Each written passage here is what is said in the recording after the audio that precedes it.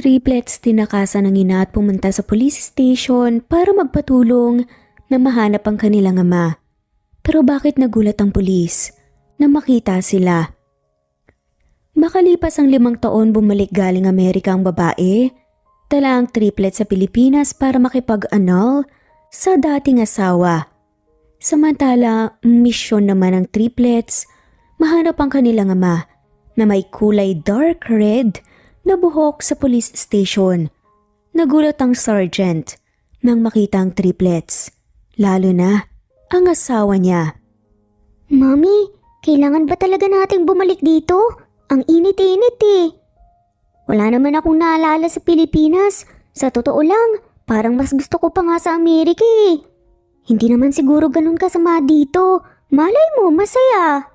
Sunod-sunod na sad nga ng mga triplets na sina Max, Mia at Milo. Napatingin si Faye sa 3 anak. Habang inaayos nga ang kanilang mga bagahe sa conveyor belt ng airport. Ang triplets niya kahit nakakapagod ang kanilang kakulitan, ang siyang rason kung bakit pinili niyang bumalik. Pero hindi niya magawang ngumiti. Ang pagbalik sa Pilipinas, hindi lang simpleng pagbabago sa kapaligiran para sa kanila. Ito ay isang malaking hakbang tungo sa pagsisimula ng panibagong buhay. Okay kids, kaya natin to. Basta wag kayong alis kung saan ko kayo ilalagay ha. Maraming tao dito. Sambit nga ni Faye. Pilit nang initian nga ang mga anak. Pero lingid sa kalaman ni Faye, may lihim na binubuong plano nga ang triplets habang nagkukulitan nga sa tabi. Sa sasakyan pa uwi ng bagong bahay nila, nag-usap ang triplets sa mahinang boses sa likuran ng van. Okay, so paano natin nahanapin si Daddy? Tanong nga ni Max, bahagyang lumapit kina Mia at Milo. Ang sabi ni Mommy, pulis siya diba at dark red ang buhok niya. Sigurado kong hindi mahirap hanapin yun. Sagot naman ni Mia habang kumukuha nga ng papel para gumawa nga ng listahan. Pero paano kung hindi niya tayo kilala? Paano kung galit siya kay Mommy? Tanong nga ni Milo, halatang kinakabahan. Simple lang, kapag nakita natin siya, sabihin natin kailangan ni Mommy ng tulong. Tapos bahala na. Napailing na nga lamang si Mia. Napaka-simplistic mo talaga, Max. Pero sa totoo lang, pareho nga silang kinakabahan at excited. Pagdating nila sa bagong bahay, pinagmamasdan ni Faye ang bawat sulok. Malaki at maganda ang bahay pero parang may kulang. Hindi maalis sa isip niya ang posibilidad na baka hindi nga niya kayang panindigan ang kanyang plano, ang makipag-annul sa kanyang dating asawa. Mommy, pwede na ba kaming maglaro sa labas? Maganpak muna tayo tapos mag-usap tayo, okay? Sagot naman ni Faye habang inilalabas nga ang mga gamit sa bagahe. Ngunit bago pa man siya makapagpatuloy, tumalon nga si Max at tinanong. Mommy, bakit nga pala hindi namin nakilala si Daddy? Ano ba talaga ang nangyari sa inyo? Natigilan si Faye. Ilang beses nang lumutang ang tanong na to, pero lagi niyang iniiwasan. Hindi mahalaga yun anak. Basta nandito ako. Ako lang ang kailangan nyo. Sagot niya nang may pilit nga na ngiti. Ngunit sa likod ng kanyang mga salita alam niyang hindi ito totoo. Kinabukasan habang abala si Faye sa pag-aasikaso ng mga papeles para sa kanyang annulment na wala ang triplets. Sa unay inakala nga niyang nasa kwarto lamang ang mga to pero nang walang sumasagot sa kanyang tawag nagsimula na nga siyang kabahan. Nako, ano na naman pang ginawa ng mga anak ko? Nag-aalalang sambit nga ni Faye. Sa kabilang banda ang 3 bata ay abala sa kanilang misyon. Hawak-hawak ni Mia ang listahan ng mga police stations na nakita nila online. Okay, ang sabi dito may pulis na dark red ang buhok sa Pasig. Doon tayo magsimula. Sabi nga ni Mia habang nakatitig sa mapa. Paano tayo makakarating doon? Tanong ni Milo. Sumakay tayo ng jeep, hindi ba sabi ni Mommy mura lang naman ang pamasahe dito? Sagot nga ni Max na para bang napakadali lang ng lahat. At doon nagsimula ang kanilang adventure. Ang misyon nilang hanapin ang kanilang ama. Max, sigurado ka ba dito?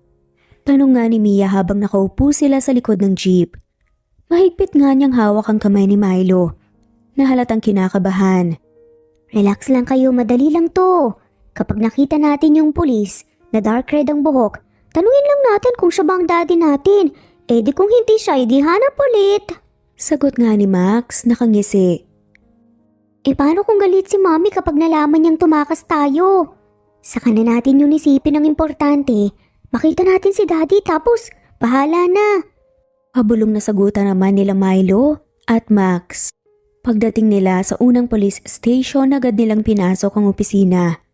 Mabilis na sumalubong ang isang babaeng pulis sa kanila. Anong ginagawa niyo dito mga bata? May hinahanap ba kayo? Tanong nga nito, bahagyang nagtataka. Sa tatlong magkakahawig na bata. May tanong lang po kami. May pulis po ba dito na may dark red ang buhok? Buong tapang nasabi nga ni Max. Nagkatinginan ng mga pulis sa loob ng opisina. Wala dito pero sa kabilang distrito. May kakilala akong ganyang itsura. Sagot ng isa sa kanila.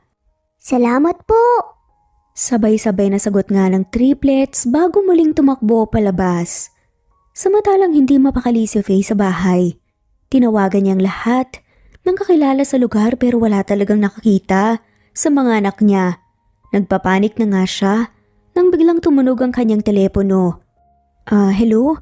Kayo na po ba to? Sagot niya at mabilis na sinagot ang tawag. Opo ma'am, kayo po ba si Faye Monteverde? Tanong ng boses sa kabilang linya. Opo, sino po sila? May 3 bata po kasi kaming nakitang papasok sa presinto at nagtatanong tungkol sa isang pulis na may dark red na buhok. Sila po bang mga anak niyo? Nagtatakang tanong nga ng pulis na lalaki. Halos mahulog naman ang telepono ni Faye sa narinig. Oo mukhang sila nga po. Nasaan sila? Pupuntahan ko po sila ngayon. Natatarantang saad nga ni Faye at agad na lumabas ng bahay para puntahan nga ang mga anak. Sa kabilang banda ang triplets ay nasa pangalawang police station na. Sa wakas, nakakita sila ng pulis na dark red ang buhok. Excuse me po. Sabi nga ni Mia habang hinihila si Max papalapit. May kailangan ba kayo mga bata? Tanong nga ng lalaki. Bahagyang nagulat sa kanilang pagtawag. Maaliwalas at gwapong mukha ng pulis, kaya naman ang mangha si Mia.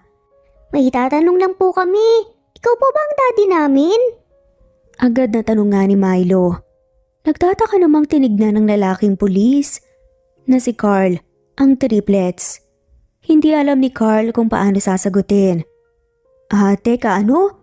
Sino bang mga magulang niyo? Takang tanong ni Carl.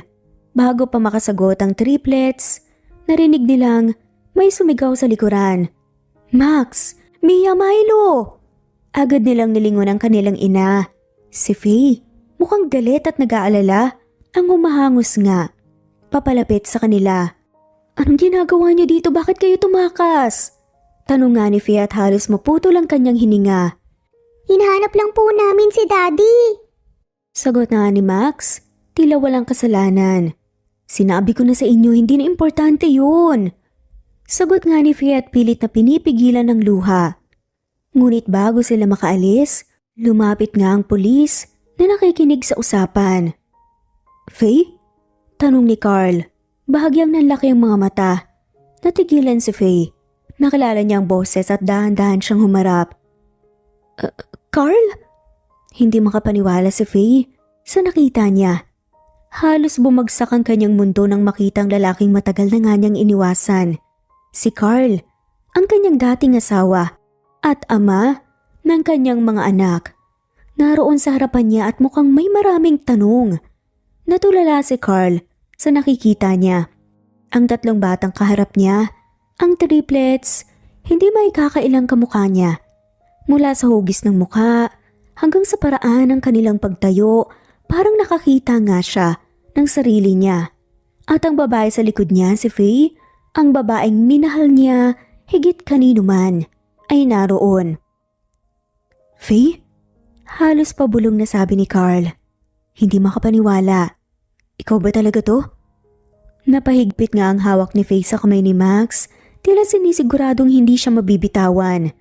Hindi niya inasahan ng ganitong tagpo, lalo na't napakabilis ng mga pangyayari.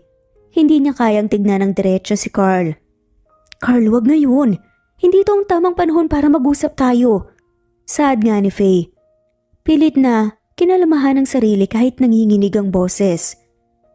Hindi tamang panahon? 5 taon, Faye. 5 taon kitang hinanap. Tapos bigla ka na lang lilitaw dito kasama ang mga anak natin? Halos pabulong nga na dugtong ni Carl. Siya po ba si Daddy?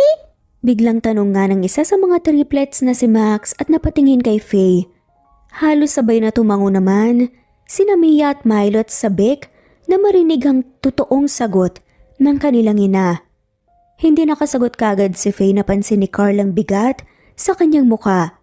Hindi alam ni Carl ang buong kwento pero sa puso niya alam niyang tama ang hinala niya. Nanak niyang triplets.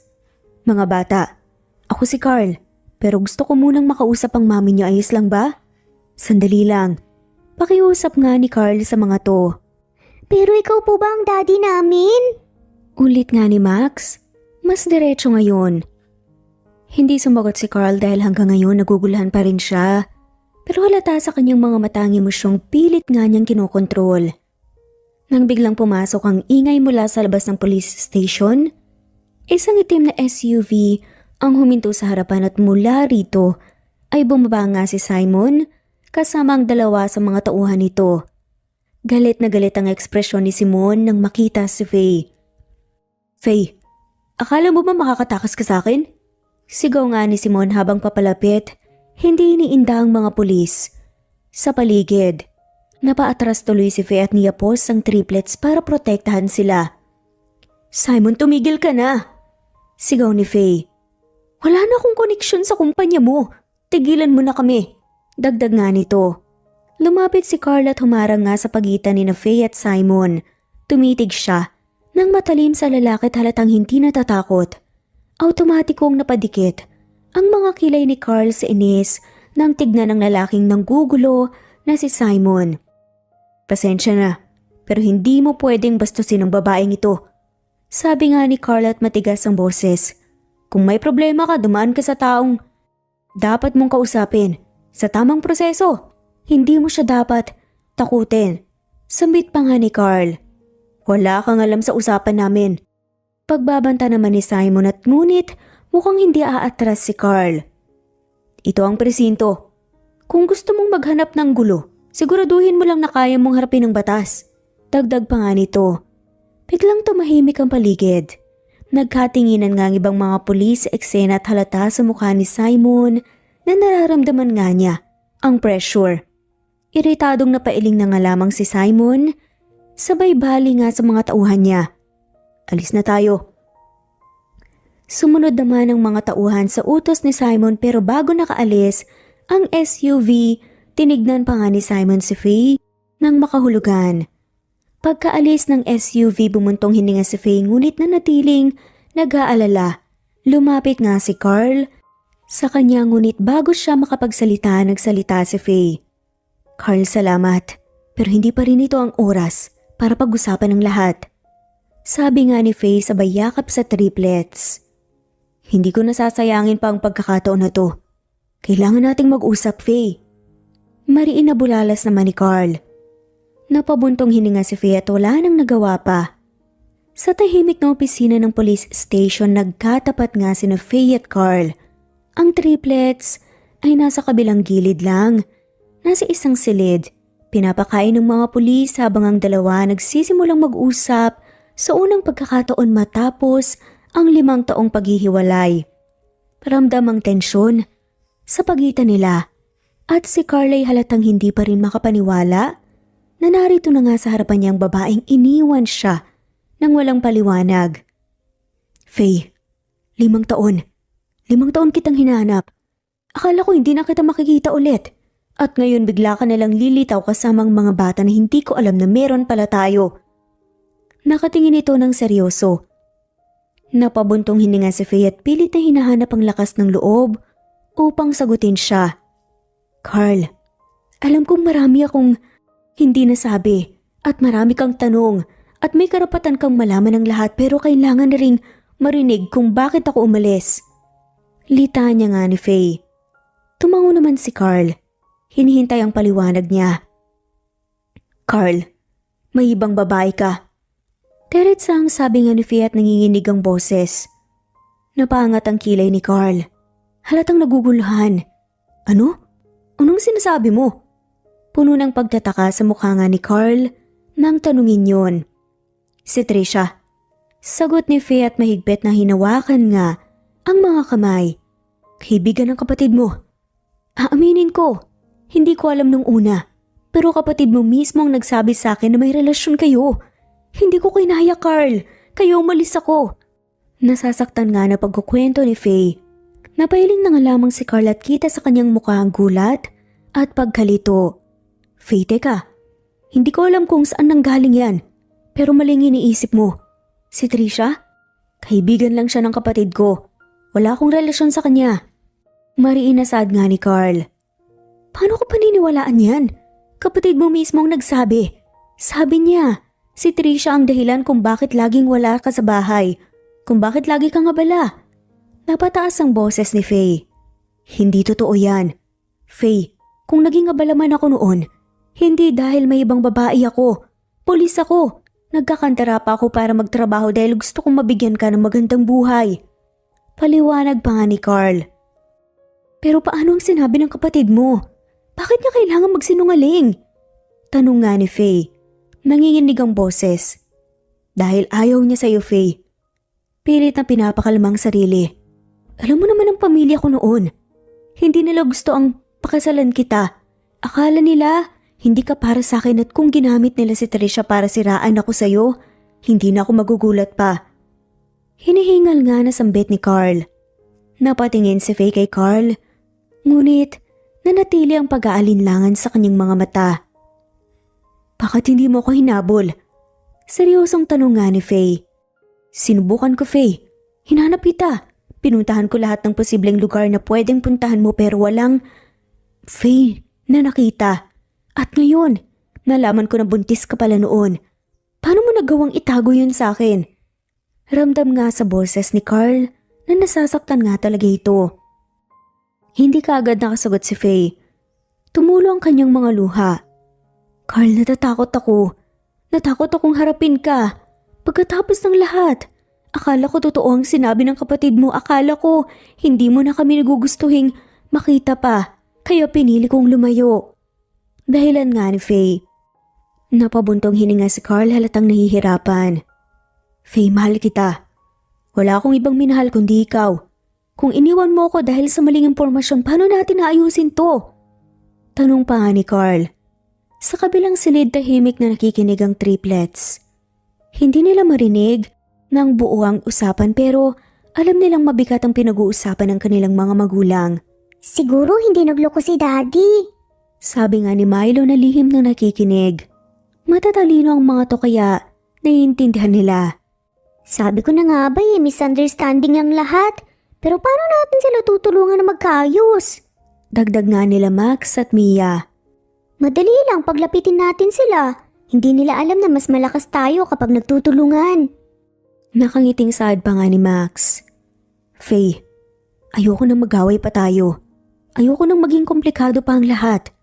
Gusto ko lang makilala ang mga anak natin at ayusin kung ano mang nasira. Determinadong saad nga ni Carl. Tumango naman si Faye at tumulo ang luha. Carl, gusto ko rin ang kapayapaan. Hindi ko alam kung paano pero handa akong sumubok ulit. Susubukan ko ulit na magtiwala. Mahinang sambit nga ni Faye. Tumayo si Carl lumapit kay Faye. Simulan natin sa mga bata. Kilalanin ko sila. Bigyan mo ko ng pagkakataon. Pakiusap nga ni Carl. Tahimik ang harapan ng police station ngunit puno ng tensyon. Si Simon nakatayo sa gitna ng driveway. Halatang hindi natutuwa sa presensya ni Carl na ngayon ay kaharap niya. Nakatitig si Carl sa kanya pero nagbabala ang lalaki. Simon, kung may plano kang guluhin si Faye ang mga anak niya, sinasabi ko na ngayon pa lang. Ako mismo ang haharap sa'yo. Ngumisi si Simon halatang hindi intimidated. At sino ka naman para magdikta sa akin? Ano bang karapatan mo, Carl? Tanong pa nga ni Simon. Karapatan bilang asawa ni Faye at ama ng mga anak niya. Sagot nga ni Carl na walang pag-alinlangan. Napangisi si Simon, ngunit bakas ang galit sa kanyang muka. Kung ganun, gusto kong makita si Faye. Kailangan naming mag-usap. Mariing saad nga ni Simon. Halos sabay na bumukas nga ang pinto ng station at lumabas si Faye. Kita nga sa kanyang mukha ang pag-alala at takot. Ngunit halatang determinado rin siyang harapin si Simon. Simon, ano na namang kailangan mo? Tanong nga ni Faye. Faye, nag-resign ka na lang bigla nang walang paliwanag. Hindi ko yun matatanggap. Ano bang problema? May nagawa ba akong masama sa'yo? Mahinahon na tanong nga ni Simon dahil si Faye ang kaharap nito. Simon, ilang beses ko na bang sinabi? Hindi ko na gustong trabaho ko, gusto ko nang mag-focus sa pamilya ko kaya pakiusap lang. Tigilan mo na kami, hindi na tamang ginagawa mo sa akin. Honest nga ni Faye. Umiling si Simon, halatang hindi kumbinsido. Faye, alam kong may dahilan. Alam kong tumatakas ka lang. Hindi mo ako pwedeng iwanan ng ganito. Mariing sambit ni Simon. Biglang lumabas nga ang triplets mula sa police station. Si Max ang nauna. Hawak ang kamay ng dalawa niyang kapatid. Halatang naguguluhan sila ngunit curious sa nangyayari. Mommy, okay ka lang? Tanong nga ni Max nakatingin kay Faye. Napatingin si Simon sa triplets at nagbago ang ekspresyon niya. Mula sa tensyon, naging malumani nga ang kanyang muka. Ngunit halatang may halong panlilinlang. Lumapit siya sa triplets, ngumiti at pilit na naging magiliw. Kayong tatlo, ako si Simon, kaibigan ako ng mommy niyo. Gusto niyo bang sumama sa akin? Pwede ko kayong bilhan ng kung ano mang gusto niyo. Nakangiting sambit pa nga ni Simon. Halatang nagulat ang triplets. Ngunit sabay-sabay silang umiling. Hindi po, ayaw po namin. Kasama namin si Daddy, ayaw ka namin sumama sa'yo. Sagot pa nga ng mga to. Napatingin si Simon kay Carl halatang napahiya. Sa harap ng lahat tumakbo ang triplets papunta kay Carl, yumakap rito ng mahigpit. Daddy, ayaw namin sa kanya. Sabi nga ni Max na puno ng determinasyon. Halata ang galit sa mukha ni Simon ngunit sinubukan nga niyang itago ito. Carl, mukha namang sinisiraan mo ako sa mga anak ni Faye. Hindi maganda yan. Nagtatagis nga ang mga bagang ni Simon nang sabihin yun. Simon, hindi ko kailangan magsalita para makita ng mga batang totoo. At sinasabi ko sa'yo, huwag mo nang subukang guluhin pa ang pamilya ko. Naiintindihan mo ba? Sambit naman ni Carl. Tignan natin. Pero tandaan mo, Carl, hindi ako basta-basta titigil. At ikaw, Faye, magkikita pa tayo. Pagbabantang sagot nga ni Simon. Nang makali si Simon, muling bumalik ang tahimik na atmosphere sa paligid. Hinawakan ni Carl ang balikat ni Faye at tinignan ito. Kailangan nating pag-usapan ang sitwasyong to. Kailangan nating siguraduhin ligtas ang mga bata. Napatingin si Faye kay Carl. Halatang nag-aalala. Tama ka. Pero hindi ko alam kung paano natin haharapin si Simon eh. Alam kong hindi siya titigil hanggat hindi niya nakukuha ang gusto niya. Saad ni Faye. Magsimula tayo sa pagtitiwala sa isa't isa. Huwag mo akong itulak palayo, Faye. Ngayon, higit kailanman kailangan mo ko. Sabi nga ni Carl at ngumiti ng kaunti. Tahimik ang biyahe pabalik sa bahay ni Faye. Si Carl ang nagmaneho habang ang triplets ay nakatulog nga sa likod. Halatang pagod sa magulong araw. Si Faye naman nakaupo sa passenger seat, pilit na kalmado ngunit halatang hindi mapakali. Ramdam ni Carl ang bigat ng tensyon sa kanilang pagitan kaya hindi na nga siya nakapagtimpi.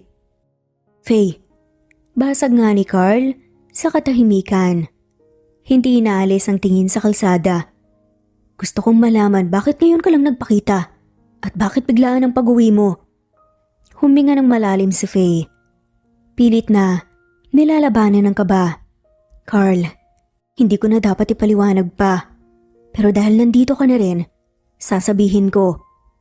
Pagdating sa bahay ni Faye marahang binuhat nga ni Carl ang mga natutulog na triplets papasok sa kanilang kwarto. Habang nilalagay ang huling bata sa kama, pinalingan nga niya si Faye na naghihintay sa sala. Tahimik ang paligid, ngunit ramdam ang tensyon sa gisilid. Naupo nga si Faye sa sofa at naghintay kay Carl. Nang makalabas si Carl mula sa kwarto ng mga bata, dumiretso ito sa kanya.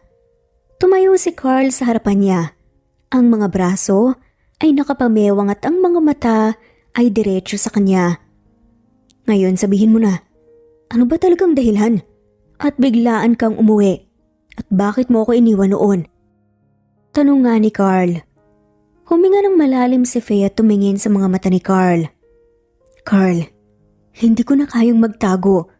Ang totoo ang plano ko talaga sa pagbabalik namin dito makipag-anal sa'yo.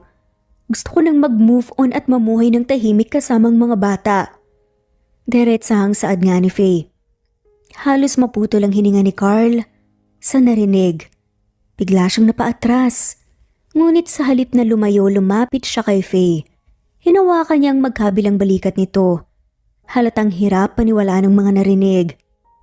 Ngayon, masakit pa rin sa kanya. Annulment? Bulong nga ni Carl. Puno nga ng sakit at galit ang boses. Yun ang plano mo? Pagkatapos ng lahat ng nangyari, pagkatapos ng 5 taon, ito ang masasabi mo sa akin?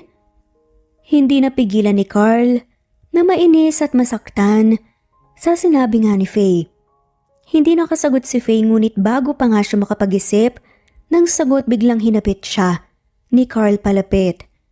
Mariin siyang hinalikan nito, parang gustong ipaalam ang lahat ng damdaming matagal nang ang kinikimkim. Nagulat nga si Faye. Nanigas nga siya sa kanyang kinuupuan. Hindi makagalaw sa biglaang pag-atake nga ng emosyon ni Carl. Nang bumitaw si Carl mula sa halik, nanatiling magkalapit ang kanilang mga mukha. Kita sa mga mata ni Carl ang pagkagalit at determinasyon na parang sinasabi niyang hindi niya basta-basta papayagang mawala si Faye. Faye, mariin niyang sabi habang hinahaplos ang bewang nito. Hindi kita hahayaang gawin yan. Hindi ako papayag sa annulment. Dugtong pa nga ni Carl.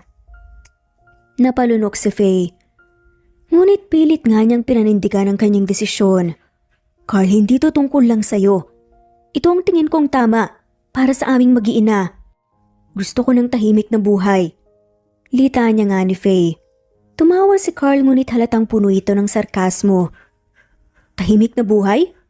Sa tingin mo ba magiging tahimik ang buhay mo kung palalayain mo ko? Faye, mali ang iniisip mo. Wala akong ibang minahal kundi ikaw.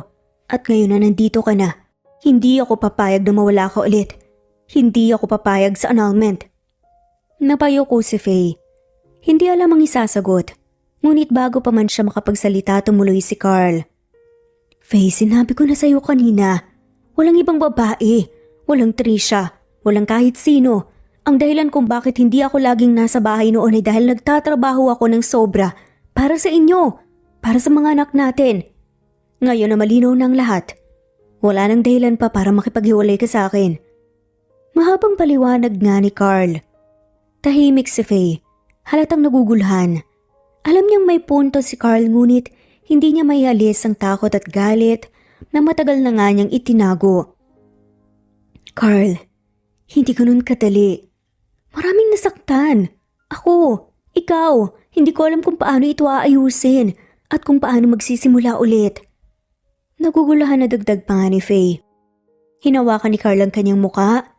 Marahan ngunit puno ng determinasyon. Ayusin natin, Faye. Magkasama. Pero hindi kita hahayaang sumuko na lang ng ganito. Sa di kalayuan nagising si Max at tahimik na nanood mula sa pintuan. Tumalikod ito at ginising ang mga kapatid. Guys! Mukhang nag-uusap sila Mami at Daddy. Talaga?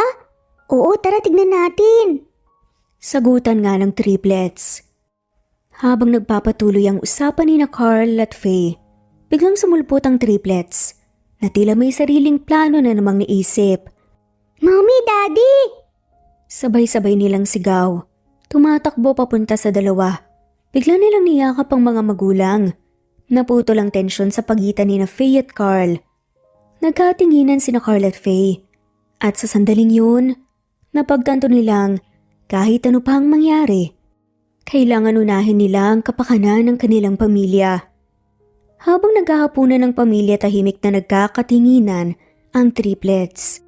May pinaplano na naman ang tatlong bata at halatang pinag-uusapan nila ito sa pamamagitan ng kanilang mga tingin. Max, hindi natin pwedeng hayaang umalis si Daddy. Kailangan niyang manatili dito. Siyempre, may plano ako. Anong plano? Sasama ako. Sagutan na naman ng triplets. Ngumisi si Max, nagumpisang maglagay ng tiyempo. Pagkatapos nilang maghugas ng kamay, sabay-sabay silang tumayo at pumunta sa sala kung saan naroon sina Faye at Carl. Mommy, Daddy! Sabay na naman nasabi ng tatlo. Anong kailangan nyo? Tanong ni Faye. Nakakunot ang noo. Pwede ba si Daddy dito na matulog? Please, Mommy! Tanong nga ni Mia, halatang pinapalambot ang puso ng kanilang ina. Napatingin si Faye kay Carl na mukhang interesado na nga rin sa usapan. Hindi ba pwedeng sa ibang araw na lang? Sagot ni Faye at pilit na kontrolado ang emosyon. Hindi, Mommy. Ngayon na gusto po naming makatabi po si Daddy. Lahat sa pagtulog buo ang pamilya. Saad nga ni Milo. Napakamot na nga lamang ng ulo si Faye, mukhang wala nang ang lusot. Pero Please, Mommy! sabay-sabay na sabi ng triplets gamit ang kanilang mga puppy eyes. Sa huli na pabuntong hininga na nga lamang si Faye at tumingin kay Carl. Sige na nga, pero isang gabi lang wika ni Faye. Napangiti si Carl, halatang masaya sa desisyon ni Faye. Maraming salamat, Faye. Nakangiting saad naman ni Carl na ikinabuntong hininga ng babae. Naghanda si Faye ng kumot at damit para kay Carl. Pilit niyang pinanatiling kalmado ang sarili habang inabot ito kay Carl. Hetong gamit mo. Pumuesto ka na sa sofa pagkatapos mong magpalit. Saad nga ni Faye. Salamat. Sagot naman ni Carl, pero halata sa mukha niyang may ideya na nga rin ng triplets. Pagkatapos magpalit, tumakbo ang triplets papunta sa kwarto ni Faye. Pinapuesto nga nila si Carl sa gitna ng kama, tapos ay sabay-sabay silang umakyat. Dito kayo, Mommy, Daddy! Sabi nga ni Max. Tinuro ang kaliwa at kanang bahagi ni Carl. Ano? Hindi pwedeng magkakasama tayong lahat dito. Gulat na sagot naman ni Faye. Please, please, Mommy! Sad nga niya. Napailing si Faye, ngunit wala siyang magawa. Nahiga nga siya sa tabi ni Carl, pilit na hindi tinitignan ng lalaki. Nang mahiga ang lahat, napansin ni Carl ang pamumula sa mukha ni Faye.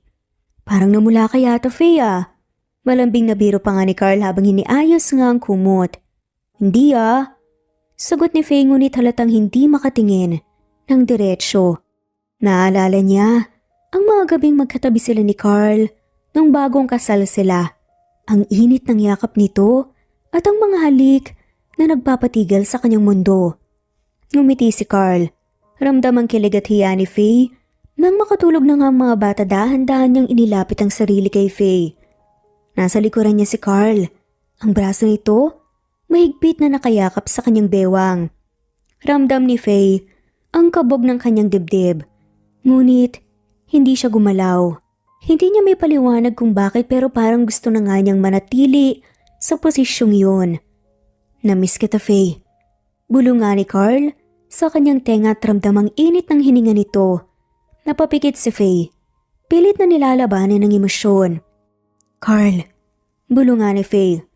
Huwag ka nang mag-isip. Gusto ko lang maayos tayo. Ayoko nang magtago, ayoko nang mawala ka ulit.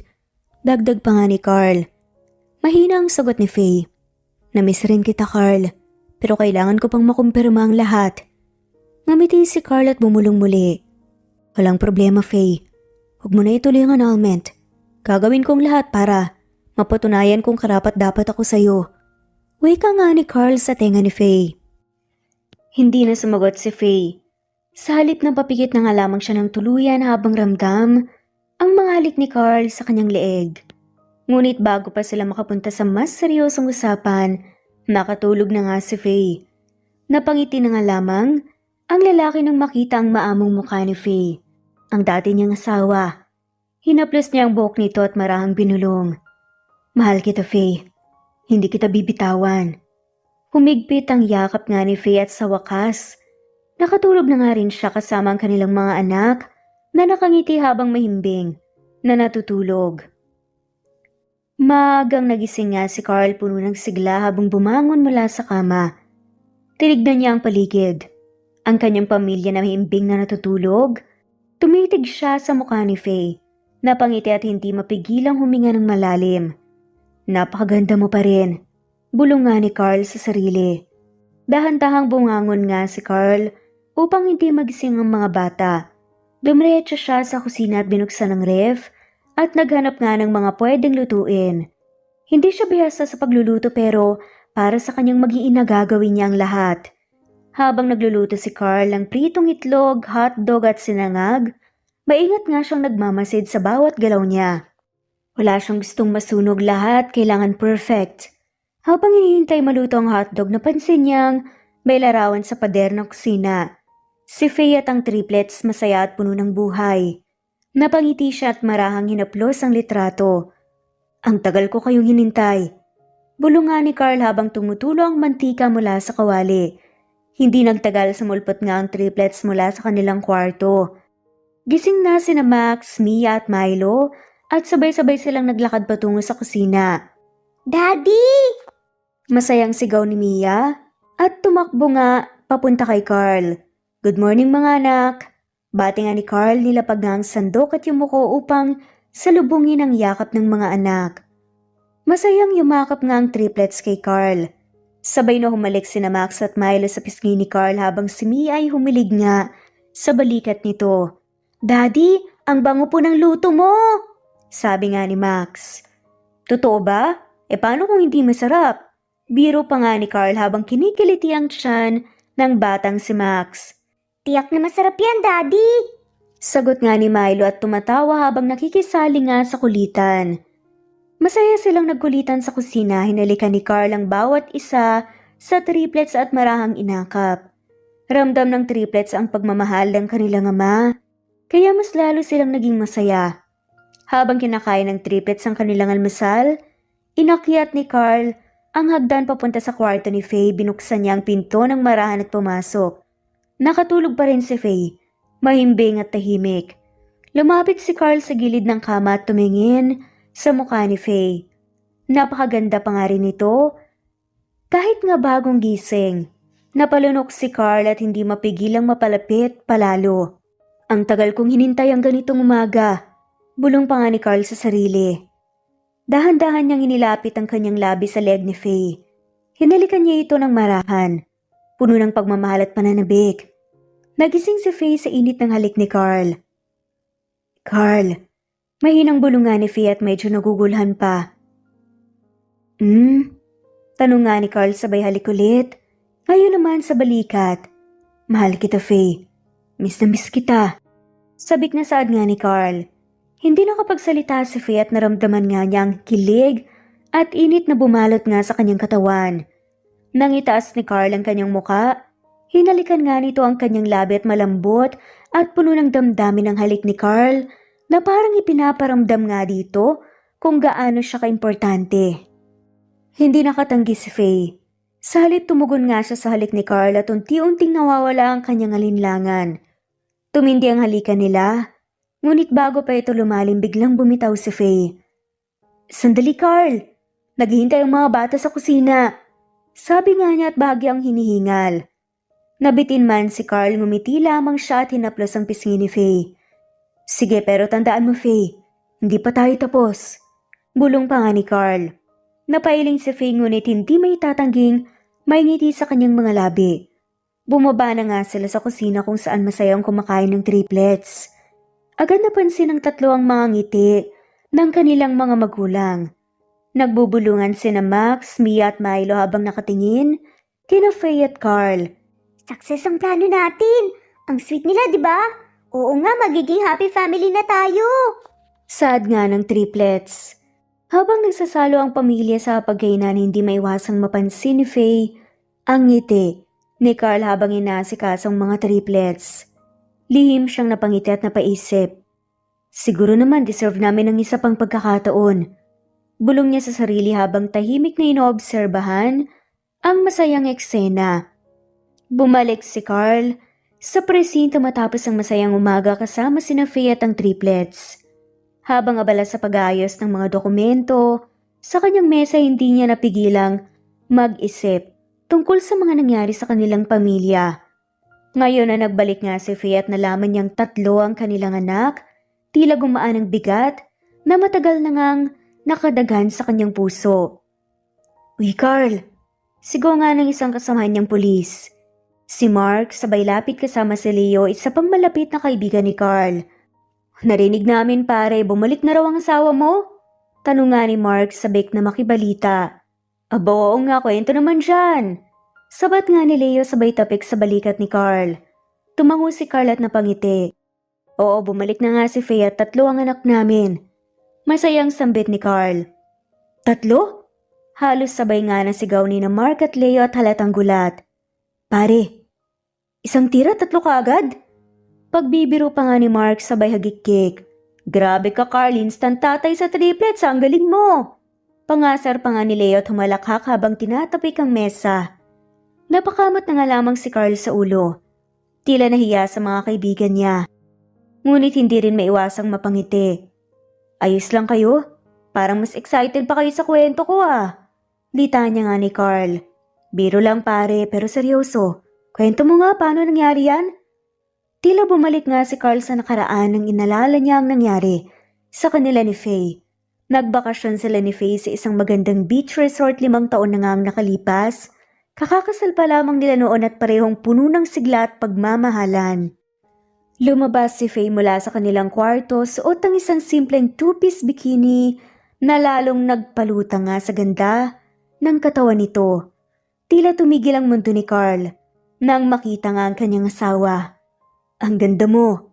Bulong pa nga ni Carl habang papalapit kay Faye. Ang mga mata nito puno ng paghanga at pananabik. Napangiti si Faye ngunit nagkunwaring walang narinig. "Ano ba Carl? Maliligo na tayo, tara na." Pag-aaya nga ni Faye para umiwas nga sa mga titig ni Carl na tila gusto na ngang angkinin siya. Lumapit si Carl at marahang hinawakan ng kamay ni Faye. "Hindi ako nagbibiro Faye. Para kang diwata sa ganda."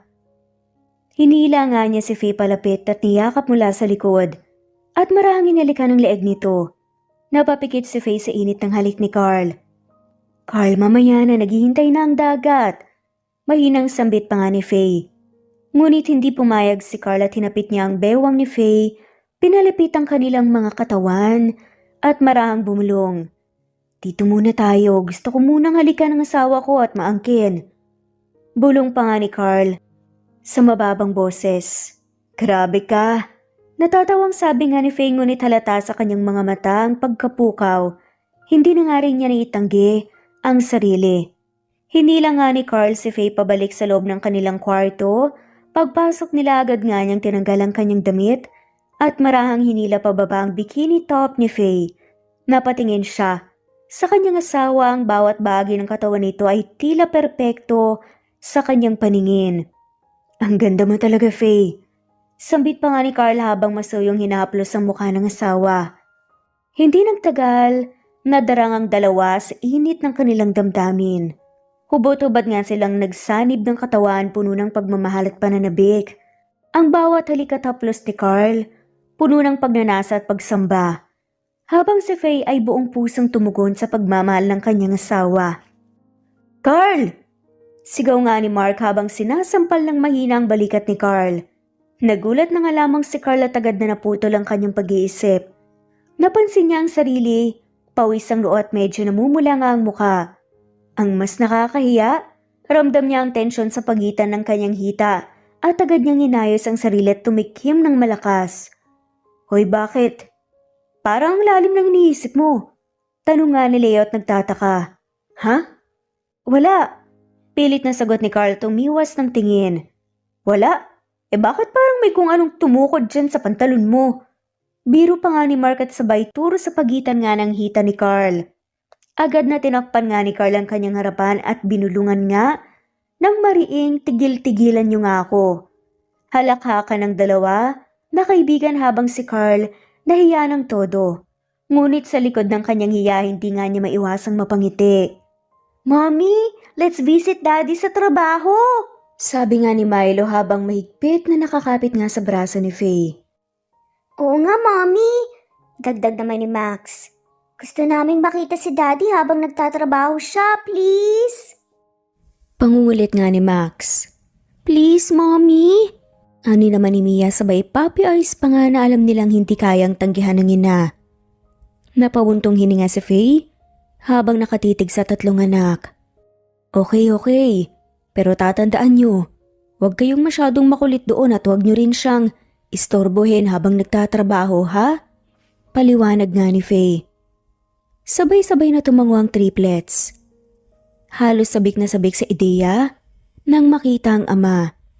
Napapangiti na nga lamang si Faye sa kasiyahan ng mga anak. Pagkapasok nila sa police station, agad nilang naramdaman ang atensyon mula sa mga tao sa paligid. Lalo na ang mga lalaking pulis na tila hindi mapigilan ng pagtitig kay Faye. Suot niya ang isang simpleng floral dress na nagpapakita ng kanyang natural na kagandahan. Napatigil lang ilan sa ginagawa at tila napatulala. Ang ganda naman ng babaeng yan. Bulong ng isang pulis sa kanyang katabi. Asawa ni Sergeant Carl yan, pare, ang klase no? Sagot pa nga ng isa. Narinig ito ng desk officer na agad tumayo at pumunta kay Carl. Sir Carl, nandito ang asawa niyo at ang mga anak niyo. Agad na lumabas si Carl mula sa opisina ngunit biglang sumama ang kanyang mukha nang makita nga ang ilang kasamahan na hindi tinatago ang paghangang tingin kay Faye. Mabilis siyang lumapit, puno ng kumpiyansa at walang babala. Hinapit nga ang bewang ni Faye. Nagulat si Faye nang maglapat nga ang labi ni Carl sa kanyang noo at pagkatapos marahan ngunit puno ng pagmamahal na hinalikan siya sa labi.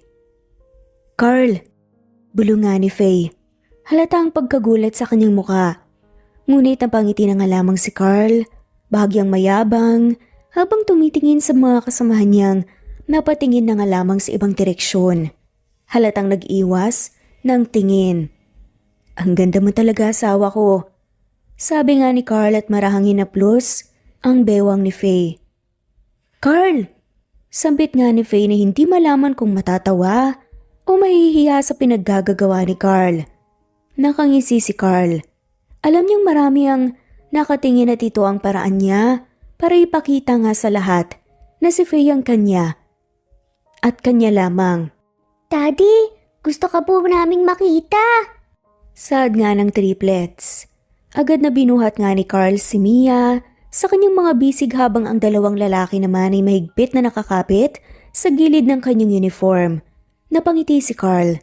Tila ba wala nga siyang pakialam kung gaano kahirap ang araw niya basta't makita lamang ang kanyang pamilya. Aba, ang cute naman ng triplets mo, Carl. Sigaw nga ni Mark na papalapit kasama si Leo. Pamangkin namin yan, syempre. Dagdag pa nga ni Leo habang tinapik ang balikat ni Carl. Napalingon ng triplets sa dalawang bagong dating. Daddy, sino po sila? Tanong nga ni Milo. Mga ninong nyo, mga kaibigan ko sa trabaho. Sagot ni Carl habang inaayos ang salamin ni Mia.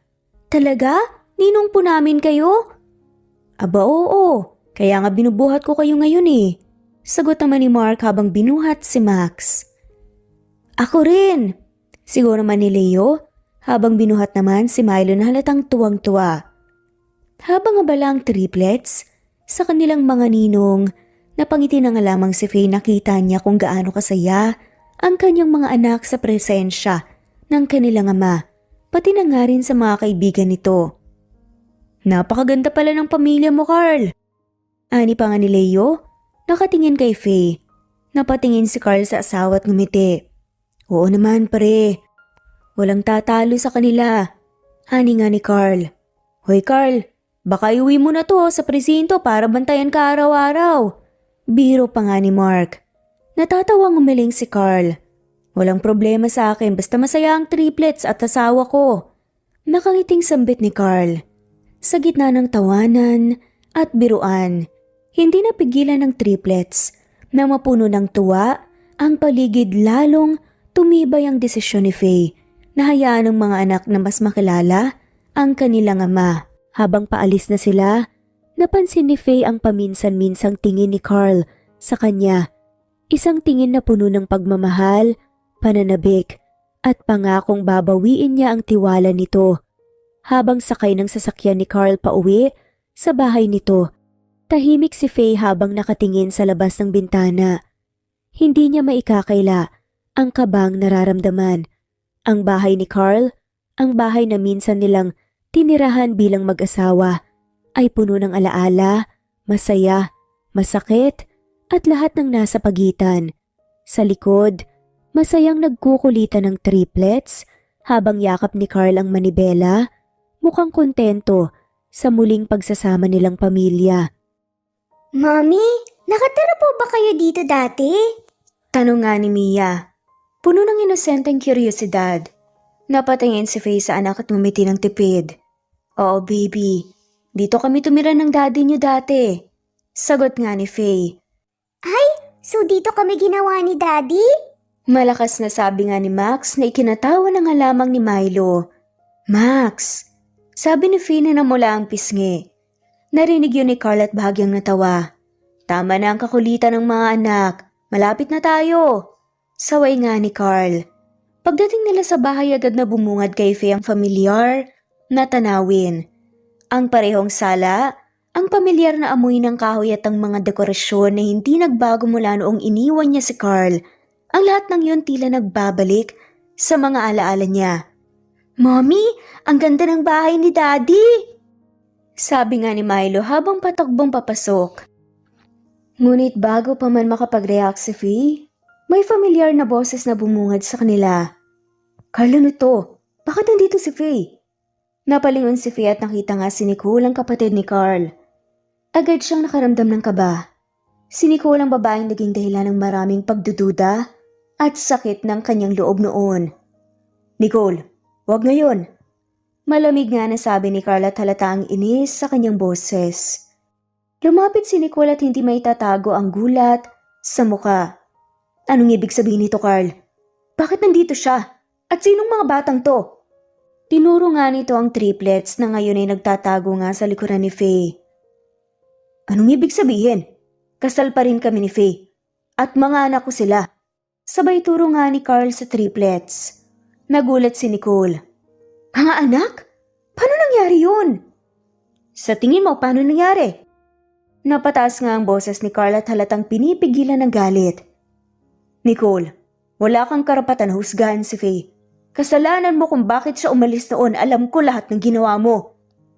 Carly, hindi ko. Enough. Ikaw ang nagsabi kay Faye ng mga kasinungalingan tungkol sa akin. At dahil doon nawala siya sa akin ng 5 taon. Alam mo bang halos mabaliw ako kakahanap sa kanya? Mariin pa nga nilagdag ni Carl. Napayuko si Nicole halatang napahiya at nagsisisi. Carl, hindi ko naman gustong saktan kayo. Naiinggit lang ako noon. Pero hindi ko alam na ganito ang magiging epekto. Mahinang saad nga ni Nicole. Hindi mo alam? Nicole, huwag kang magdahilan. Umalis ka na. Ayoko makita ka ngayon. Mariing sabi nga ni Carl. Tahimik si Faye habang pinapakinggan ang galit ni Carl.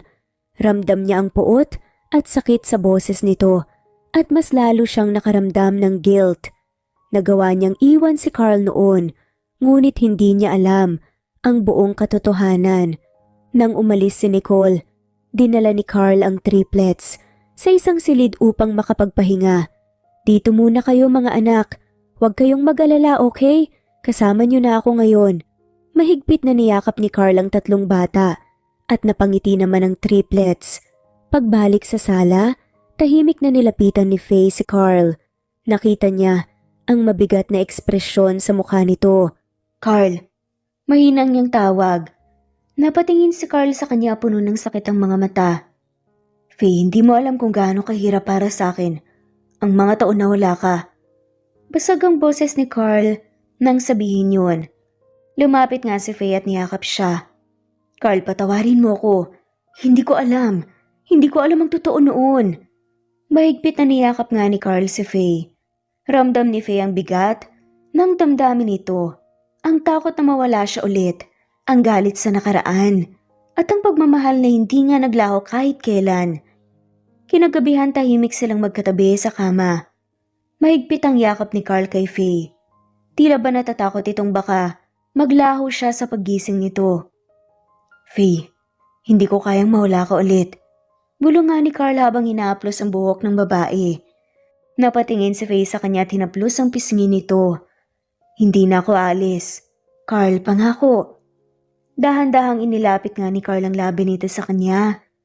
Muling nagtagpo ang kanilang mga labi. Isang halik na puno ng pagmamahal at pangako. Habang unti-unting nadadala ang kanilang damdamin. Naputol ito nang maalala nga ni Faye ang triplets sa kabilang silid. Carl, baka magising ang mga bata. Bulong na nga lamang ni Faye bahagyang tumatawa. Napangiti na nga lamang si Carl ngunit halatang nabitin. Bawi tayo bukas ha.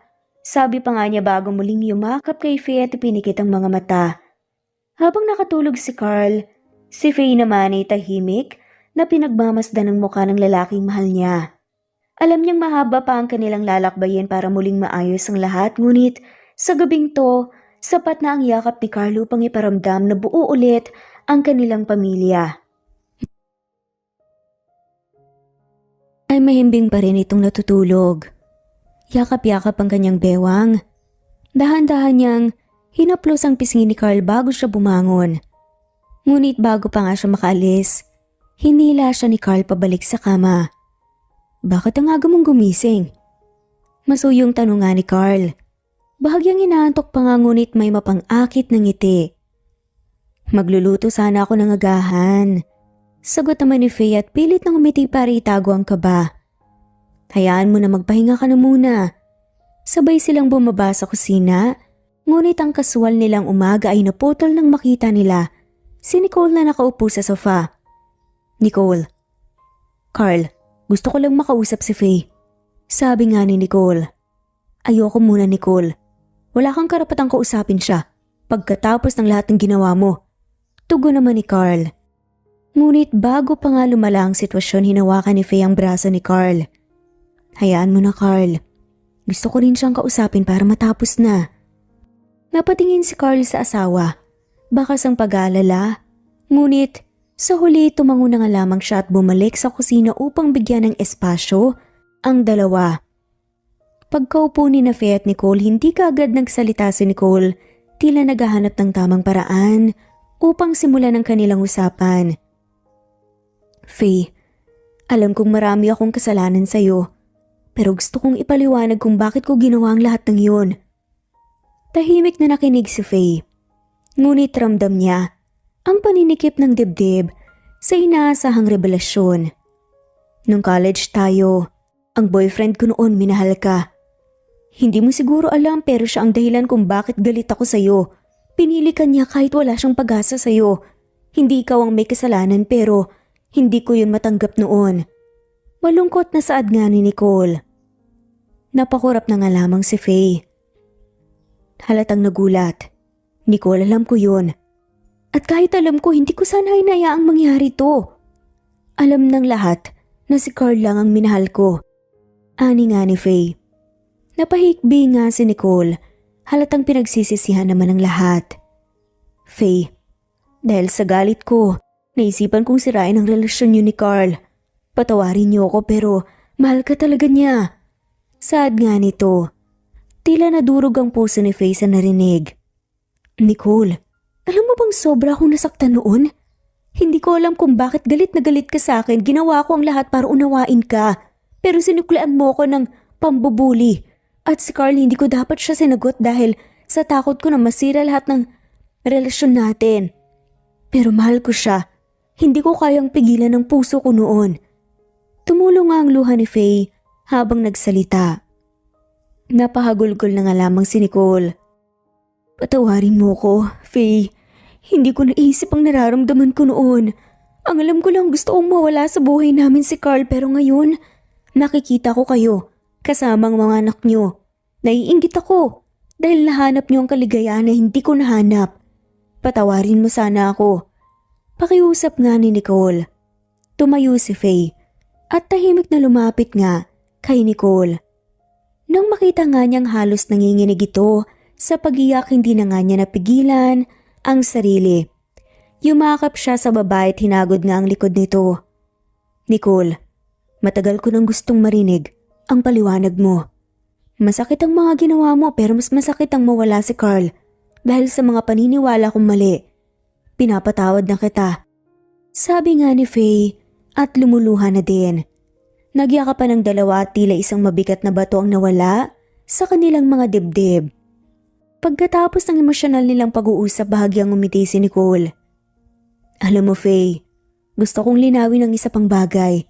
Si Trisha, matagal nang naka-move on. May asawa at anak na siya. Hindi siya kailanman naging banta sa inyong dalawa. Ako lang talagang may kasalanan. Napangiti si Faye ngunit may halong hiya. Sa isip niya, gwapo kasi si Carl mula noon hanggang ngayon. Hindi maiiwasang magselos si Faye ngunit ngayon mas panatag na nga siya. Kinabukasan nagpaalam si Faye sa triplets bago umalis patungong grocery store. Mga anak, dito lang kayo ha. Tatawagin ko si Daddy para bantayan kayo habang wala ako. Sabi nga ni Faye at hinalikan nga ang mga anak sa noo. Opo, Mami! Sabay-sabay na sagot nga ng triplets. Sabik na maglaro sa sala habang hinihintay ang kanilang ama. Habang namimili nga si Faye sa isang aisle, bigla siyang kinilabutan. May pakiramdam siyang may nakatingin sa kanya. Nang lingunin niya, tumambad ang isang familiar na muka. Si Simon, ang dating boss niyang matagal na ngang iniwasan. Faye, sabi nga ni Simon, may halong tuwa at desperasyon sa boses nito. Lumapit ito at agad na hinawakan ang balikat ni Faye. Simon, anong ginagawa mo dito? Tanong nga ni Faye at halatang kaba sa kanyang boses habang umaatras ng bahagya. Hinanap kita. Hindi ko matanggap na binaliwala mo ko. Alam kong mahal mo rin ako, Faye. Sagot nga ni Simon, ang mga matay puno ng obsesyon. Nasisiraan ka na ba talaga ng ulo? Wala akong nararamdaman para sa'yo, Simon. Tigilan mo na ako. Galit na sabi nga ni Faye habang nagpumiglas. Ngunit mas lalong naging mapusok si Simon. Bigla niya itong niyakap. Dahilan upang magpumiglas nga si Faye ng mas matindi. Sa sobrang galit, sinampal niya si Simon. Simon, tigilan mo na ako. Sigaw nga ni Faye. Napatagis naman ang bagang ni Simon sa sakit ng sampal, ngunit hindi siya nagpaawat. Hinawakan niya ang braso ni Faye ng mas mahigpit. Faye, hindi mo ba nakikita? Hindi lang kita minahal bilang empleyado, ikaw ang babaeng gusto kong pakasalan. Alam ko ang plano mong makipaghanal kay Carl. Alam kong para sa akin ang desisyon yun. Bulong pa nga ni Simon at tila nahihibang na. Nanlaki naman ang mga mata ni Faye. Nasisiraan ka na. Paano alam mo ang annulment? Wala kang karapatang mangialam. Galit na sigaw nga ni Faye habang nanginginig nga sa takot. Ikaw ang para sa akin, Faye. Alam kong nararamdaman mo yun. Niiwan mo si Carl para sa akin. Ilusyonado nga ang boses ni Simon, halatang nawawala sa katinuan. Simon, nasisiraan ka na talaga ng ulo. Buliaw nga ni Faye, halos maiyak sa galit at takot. Bigla na nga lamang binuhat ni Simon si Faye kahit nagpupumiglas ito at isinilid nga siya sa kotse. Habang paanda rin na nga sana, ang sasakyan, isang malakas na sigaw ang narinig nila. Simon! Halos simanig na ang paligid sa galit na boses ni Carl. Sumulpot si Carl, mabilis na binuksan ang pinto ng kotse at hinila si Simon palabas. Ang mga kamao ni Carl ay bumagsak sa panga ni Simon dahilan upang matumbay ito. Anong karapatan mong galawin ang asawa ko? Sigaw nga ni Carl, humihingal sa galit. Habang sinundan ng isa pang suntok si Simon. Carl, hindi mo naiintindihan. Akin siya. Sagot nga ni Simon, nanginginig ngunit pilit na tumatayo. Walang ibang magmamahal sa kanya kundi ako. Siyang asawa ko. At walang kahit na sino ang pwedeng magtangkang kunin siya mula sa akin. Galit at palaban naman na sagot nga ni Carl, ang mga matay nagbabaga. Natatakot na ngang lumapit si Faye Nanginginig at umiiyak. Carl, tama na please. Umuwi na tayo, ayoko ng gulo. Pagsusumamo na nga lamang niya habang niyayakap ang braso ni Carl upang pigilan nga ito. Hinabol ni Carl ang hininga niya, ngunit ang galit sa kanyang mata ay hindi pa rin nawawala. Mahigpit niyang hinawakan ng bewang ni Faye. Tila pinaparamdam na siyang protektor nito. Simon, umalis ka sa harap ko bago pa ako tuluyang mawala ng kontrol. Bantangan ni Carl. Nagatubiling umalis si Simon, ngunit hindi na nga siya makapanlaban. Sa huli sumakay nga ito ng kotse at umalis. Ngunit hindi may tatanggi ang galit na nananatili nga sa mukha ni Simon.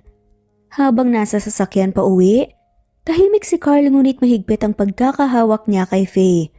Ang kanyang mga matay puno pa rin ng galit at pangamba. Carl, mahinang tawag nga ni Faye at halos bulong. Salamat. Huminto si Carl sa gilid ng kalsada at humarap kay Faye. Faye, hindi ko alam kung anong gagawin ko kung may masamang nangyari sa'yo. Hindi ko hahayaang masaktan ka ng kahit na sino. Takot nga ang boses ni Carl. Niyakap ni Faye si Carl. Carl, natatakot ako kanina. Pero alam kong hindi mo ko pababayaan. Alam kong ligtas ako kapag kasama kita. Naluluha nga na saad ni Faye. Huminga ng malalim si Carl at tumango. Huwag ka na nga alis mag-isa. Ayoko mawala ka ulit, Faye. Magkayakap nga silang bumalik sa bahay habang ang triplets, masayang sinalubong nga ang kanilang mga magulang. Walang kamalay-malay sa mga nangyayari. Pagpasok nga ni Carl sa kwarto, nangibabaw pa rin ang galit sa kanyang muka. Naghubad ito ng uniforme at sinuot nga ang maluwag na t-shirt at shorts. Ang galit sa pagmabastos nito kay Faye, tila apoy na patuloy nga na sumisilab sa kanyang dibdib. Walang iya talaga yun. Bulong nga ni Carl sa sarili. Habang sinindihan nga ang isang sigarilyo at tumingin sa bintana. Narinig niya ang pagbukas ng pinto ng banyo. Nang lingunin niya tumambad, si Faye na nakasuot ng manipis na night dress. Basa pa ang buhok nito at tila kumikinang ang makinis nitong balat sa liwanag ng kwarto. Para bang nabura saglit ang galit ni Carl. Ngunit mabilis nga niyang ibinaling ang tingin. Carl? Naninigarilyo ka ba? Tanong nga ni Faye. Lumapit nga siya dito at niyakap nga sa likuran. Ramdam ni Carl ang init ng katawan ni Faye at ang malambot nga nitong braso na nakapulupot sa kanya. Kadalasan hindi pero paggalit ako, ganto talaga ang ginagawa ko. Hinila nga ni Faye ang sigarilyo mula sa kamay nito. Ayoko nang makita kang naninigarilyo. Hindi ito maganda para sa'yo. Para sa atin, lalong-lalo na para sa mga anak natin. Tumitig nga si Carl kay Faye. Ang mga matay puno ng damdaming hindi kayang itago. Hinawakan niya ang magkabilang pisngi ni Faye at inilapit nga ang muka at bumulong. Kahit anong gusto mo, Faye, susundin ko. Dahan-dahan niyang inilapat nga ang labi sa labi ni Faye. Balambot at mapusok nga ang halik ni Carl. Para bang nais nga niyang iparamdam ang lahat ng kanyang nararamdaman. Lumalim ang kanilang halikan. Nang humiwalay saglit, dinampian nga niya ang noo ni Faye ng halik. Pababa sa pisngi, sa jawline at pagkatapos sa leeg. Carl. Mahinang tawag nga ni Faye ngunit ang tinig niya'y nanginginig. Hindi sa takot kundi sa damdaming nararamdaman niya para kay Carl. Pinaupo ni Carl si Faye sa kanyang kandungan. Iniangat ang baba nito upang muling pagtagpuin nga ang kanilang mga labi. Ang halik ngayon ay mas mapusok, mas malalim, tila wala na ngang makakapigil pa sa kanila. Ngunit biglang may mahinang katok nga sa pinto. Mommy, Daddy, pwede po bang matulog po kami sa inyo? Nagulat nga si Faye at napahiwalay nga kay Carl. Napangiti si Faye habang si Carl napahawak sa kanyang noo. Pilit na pinipigilan ng inis sa pagkabitin. Tulog na kayo sa kwarto niyo. Sagot na nga lamang ni Carl at pilit na pinapakalma ang sarili. Ngunit bumulong si Faye. Hayaan mo na, Carl, triplets natin yan. Tumayo ito mula sa kandungan ni Carl. Binuksan ang pinto at pinapasok nga ang tatlong bata na may dalang unan. Napatingin si Carl sa mga anak nilang masayang yumakap kay Faye. Napangiti na nga lamang siya at napailing. Hindi ko talaga kayang magalit sa inyo. Bulong niya sa sarili habang pinapanood ang pamilya nga niyang masaya. Habang nakahiga ang lahat sa kama, si Carl ay nakatitig kay Faye na mahigpit na yakap nga sa anak. Parehas na may ngiti sa labi ang mag-isawang dinalaw nga ng antok. Galit na galit nga si Carl habang kaharap nga si Simon na kasalukuyang hawak ng mahigpit ng dalawang kaibigan niyang pulis. Bitawan niyo ako! Sa akin lang si Faye! Mahal niya ako, hindi si Carl!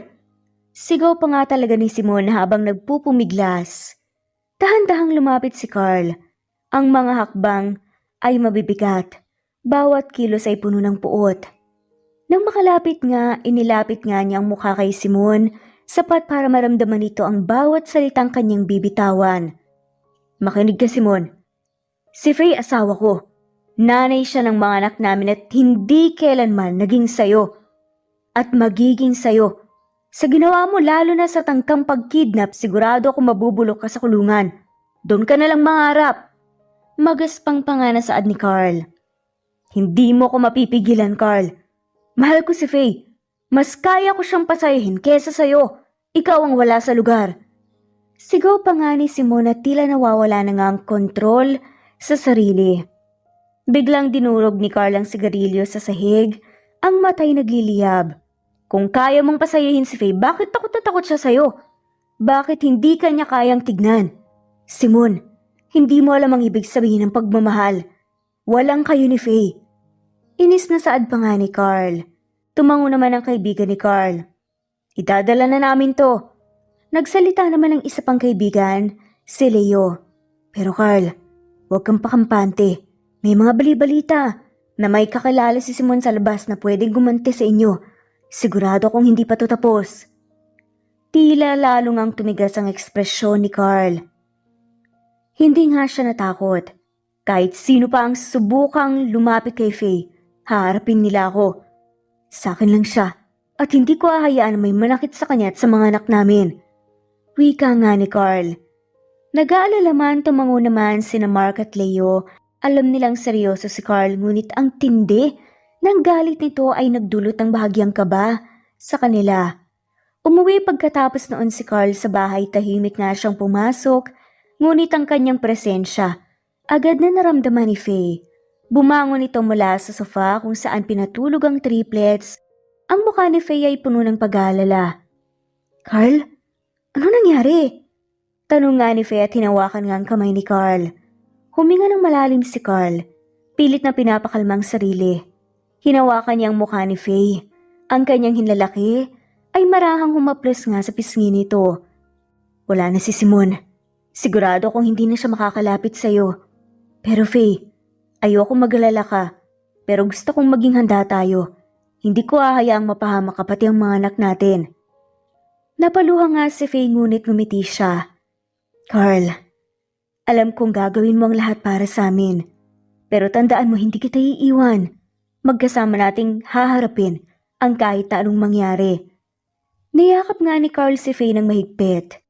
At sa sandaling yon naramdaman nga nilang pareho ang tibay ng kanilang pagmamahalan. Madaling araw pa lamang ay gumising na nga ang triplets. Dahan-dahan silang bumangon mula sa kama. Mahigpit na niyakap ang kanilang mga unan upang hindi makagawa ng kahit na anong ingay. Sinalubong ng mga munting hakbang ang malamig na sahig habang tahimik na pumasok nga sa silid ng kanilang mga magulang. Daddy! Mahinang tawag ng isa sa mga anak habang marahang hinahaplos ang balikat ni Carl. Napapikit si Carl at bahagyang bumuntong hininga. Nang maunawaan niyang hindi ito isa, sa kanyang panaginip dumilat nga siya at bumungad sa kanya ang mga ngiti ng tatlo niyang anak. Bakit kayo gising sa ganitong oras?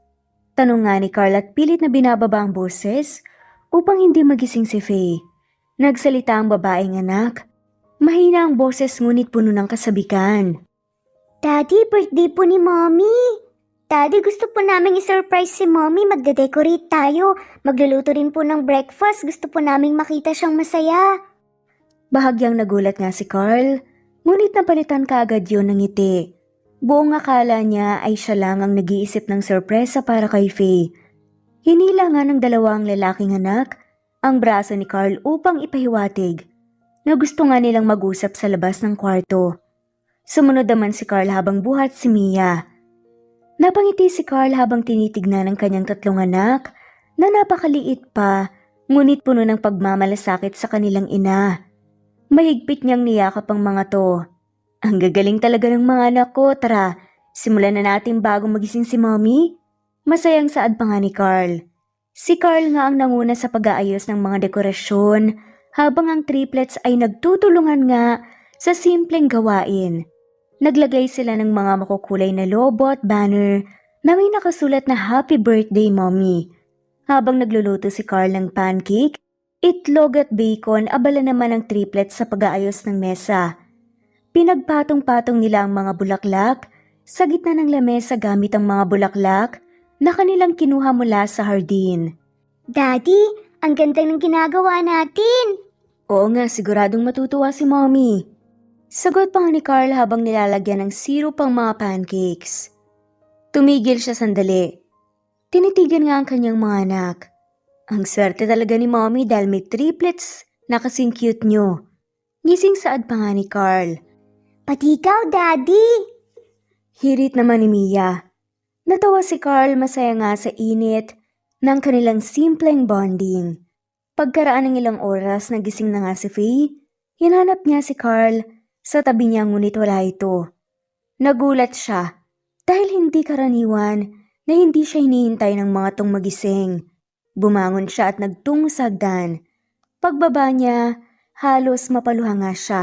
Sa gulat at tuwa, bumungad sa kanyang dekorasyon ng lamesang puno ng masarap na almusal at ang triplets na sabay-sabay nga na sumigaw ng Happy Birthday Mommy.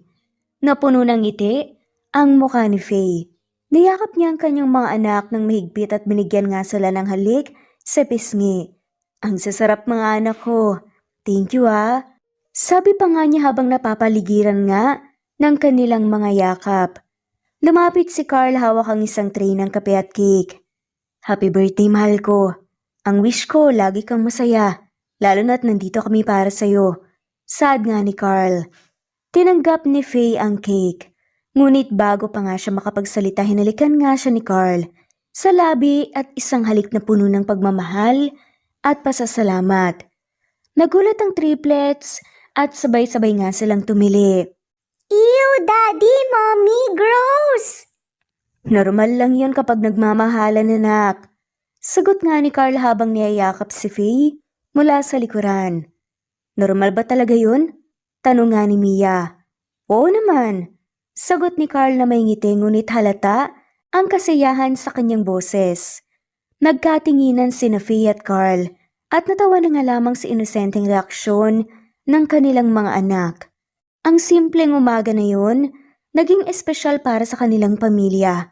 Pagkatapos noon naghanda na nga si Carl sa umaga para nga sa unang araw ng eskwela ng triplets na sina Mia, Milo at Max. Habang si Faye bagamat hindi maganda ang pakaramdam, pilit pa ring nagpakita ng ngiti para sa mga anak. Be good, okay? Huwag kayong pasaway. Dagdag pa nga ni Faye. Tumango naman ang sabay-sabay ang cute na mga triplets. Isinasakay nga ni Carl ang tatlo ng sasakyan pagkatapos nga niyang halikan ng pisngi ni Faye para magpaalam. Pagdating nila sa eskwelahan agad na napansin ng ibang magulang at mga bata si Carl sa kanyang police uniform. Ang tindig nito, matikas at puno ng awtoridad. Nagdulot nga ng paghanga mula sa mga nakapaligid. Wow, tatay nila pulis! Bulong pa nga ng isang bata habang nakatingin sa triplets.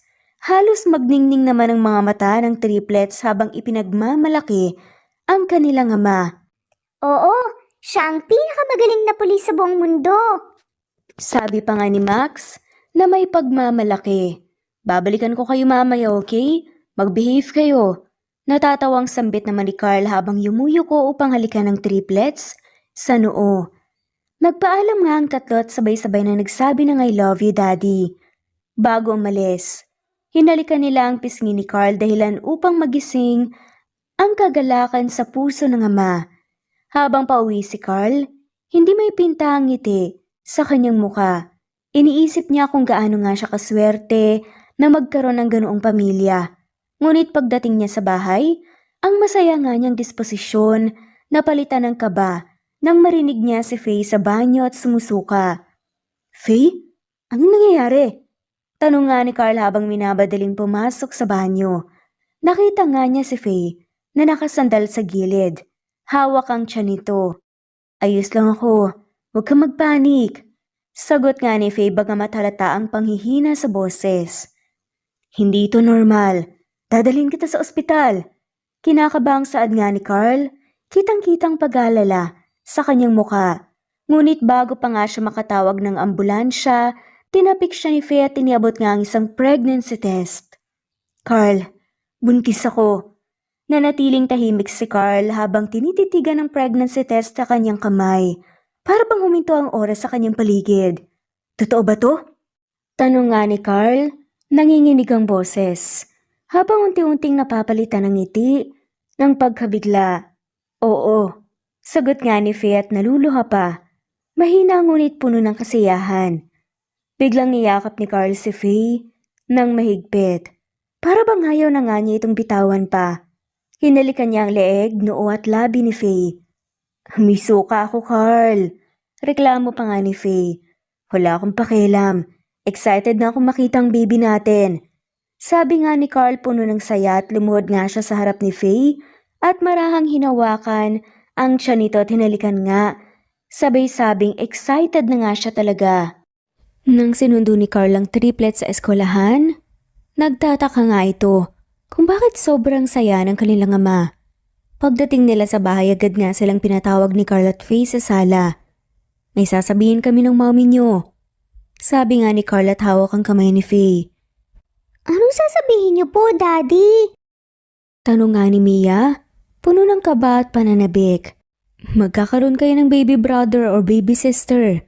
Masayang balita nga ni Faye. Talaga, Mommy? Baby? Sabay-sabay na sigaw nga ng triplets. Halos hindi makapaniwala ang tatlo. Niyakap nila si Faye at hindi na nga binitawan pa ang sinapupunan nito.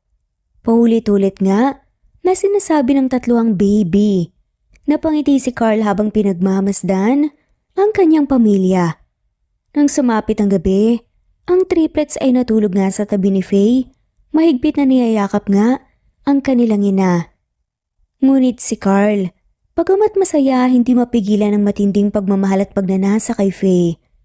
Nang makatulog ang triplets, dahan-dahan niyang hinalikan si Faye, una sa noo tapos sa labi. Carl, baka magising ang mga bata. Bulong nga ni Faye. Ngunit ngumiti si Carl at hinila si Faye papunta sa banyo. Sa likod ng nakasarang pinto, hinagkan niya ito ng mas matindi.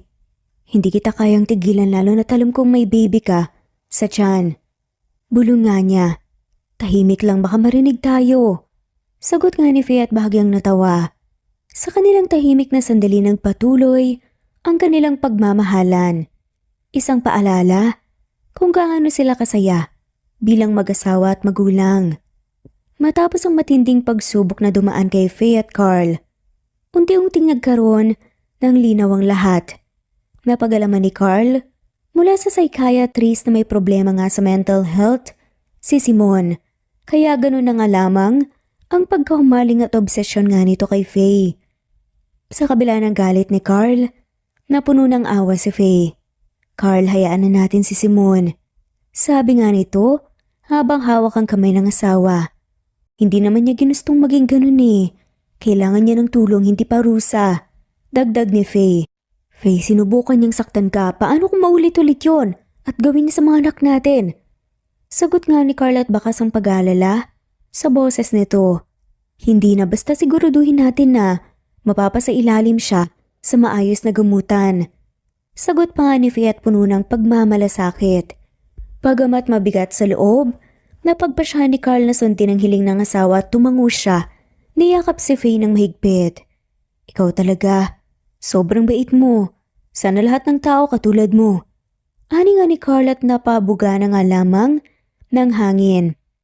Siniguro ni Carl na mahigpit ang seguridad ni Simon sa mental health facility upang hindi na nga nito magambala pa ang kanilang pamilya.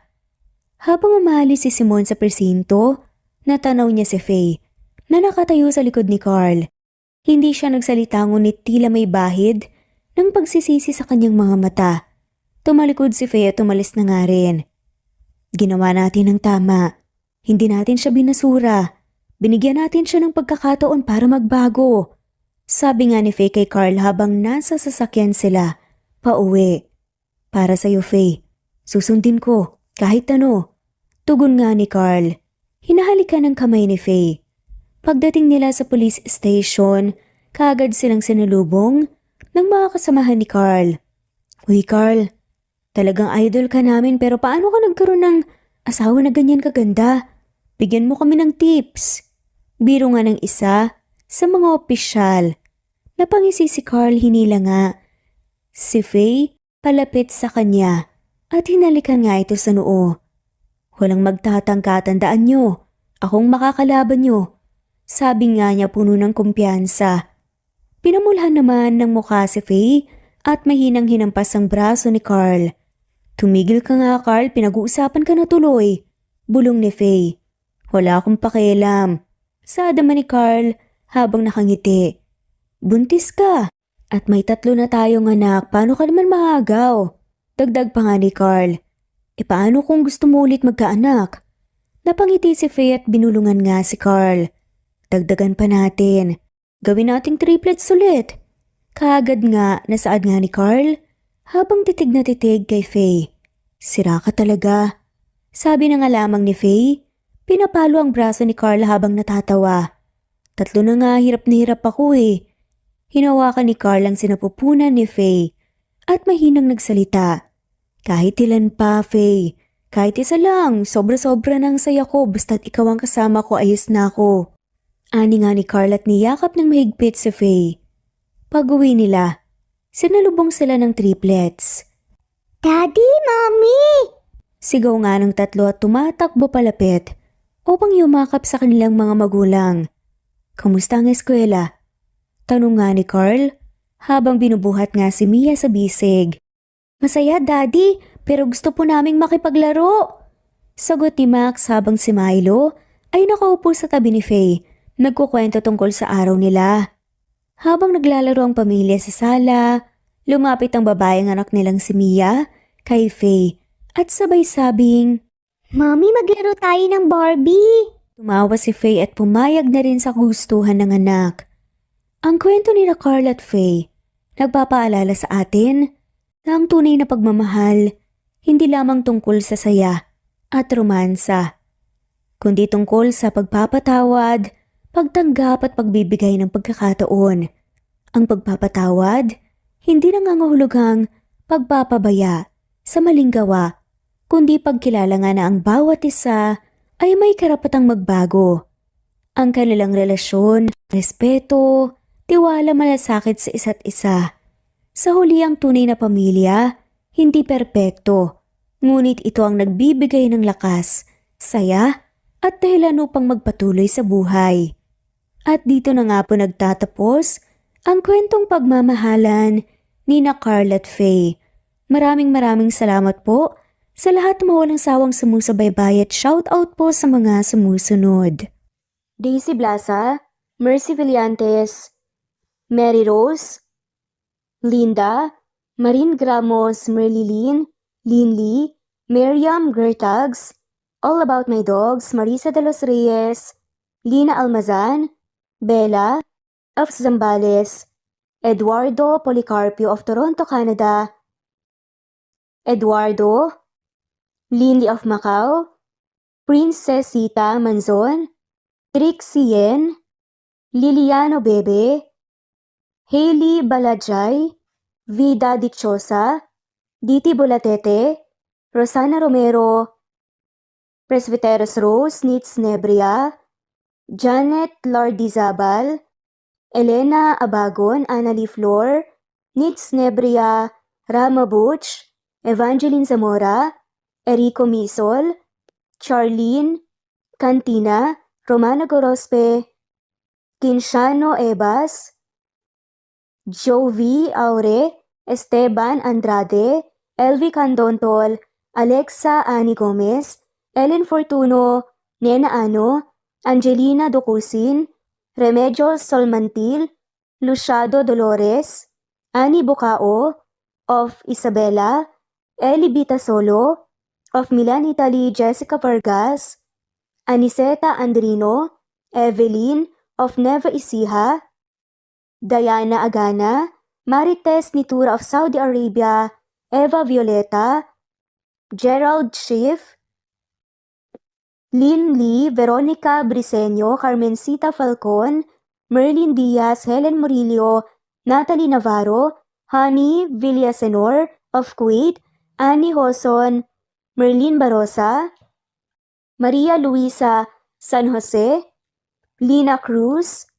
Teresita Schmid, Eda Minguez, Connie Valmoria Escapades, Sara Bartonico, Melanie Juan, Precious Mago, Mila Gonzalez, Ana Victoria, Merlin Baroza, Rosemary Corpus, Rosemary Vasquez, Merlin, Lisa Nesbet Tanaban, Iler Carub, Flor Cabrera, Jeyo Cadtec, Shane Santiago, Nino Regidor, Elira Ramirez, at shoutout na rin po sa lahat na walang sawang sumusubaybay. Maraming salamat po.